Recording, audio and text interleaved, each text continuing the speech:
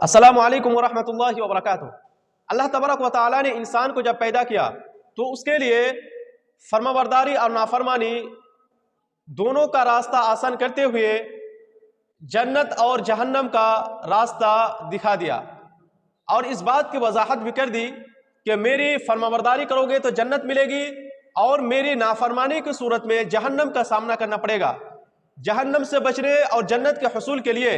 ایک مسلمان بندہ ہر وقت اس کوشش میں رہتا ہے کہ کوئی ایسے اعمال، کوئی ایسا کام انجام دیا جائے جس کے نتیجے میں اللہ تبارک و تعالی انسان کو جہنم سے آزاد کر کے جنت کا داخلہ نصیب فرما دے۔ اس مناسبت سے آج کے اس ویڈیو میں جہنم سے آزادی کے دو اہم اسباب کو بیان کرنا مناسب سمجھتا ہوں، تاکہ ان کی بجاوری سے انسان ہمیشہ کے لیے جہنم سے آزاد کر کے اللہ تبارک و تعالیٰ کی جنت کے حقدار بن جائے۔ نمبر ایک، اللہ تبارک و تعالیٰ کی دھڑکتی، دہکتی اور بھڑکتی جہنم سے بچاؤ کا سب سے پہلا اور بنیادی سبب اور جنت میں داخلہ کا سب سے بڑا ذریعہ عقیدہ توحید ہے، یعنی اللہ تبارک و تعالیٰ کے ایک ہونے پر ایمان لانا۔ اگر اللہ تبارک و تعالیٰ کے ایک ہونے پر ایمان اور یقین نہیں ہے تو پھر جتنی مرضی نیک عمل کر لے، اللہ رب العزت والجلال کے یہاں ایک مچھر کے پر کے برابر بھی ان کا وزن نہیں ہوگا۔ اگر عقیدہ توحید کی دل کی گہرائیوں سے شہادت و گواہی دیتا ہے تو اس پر اللہ تبارک و تعالی نے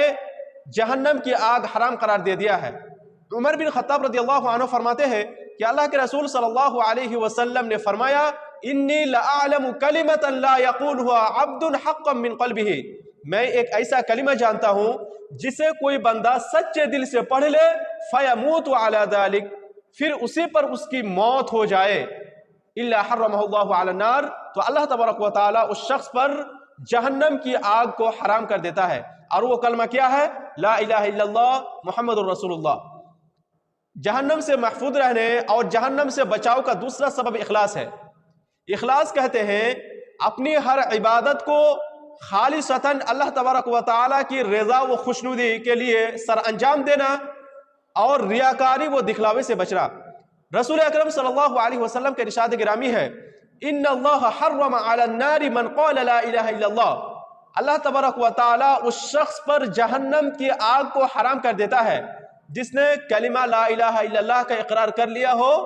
یبتغی بذلک وجہ اللہ، اور اس سے اس کا مقصد اللہ تبارک و تعالیٰ کی خوشنودی اور ثواب ہو۔ آخر میں اللہ تبارک و تعالیٰ سے دعا ہے کہ ہمیں دنیا و آخرت کی خیر و بھلائی نصیب فرمائے اور جہنم سے اپنی پناہ میں رکھے، آمین۔ وآخر دعوانا الحمدللہ رب العالمین، والسلام علیکم ورحمۃ اللہ وبرکاتہ۔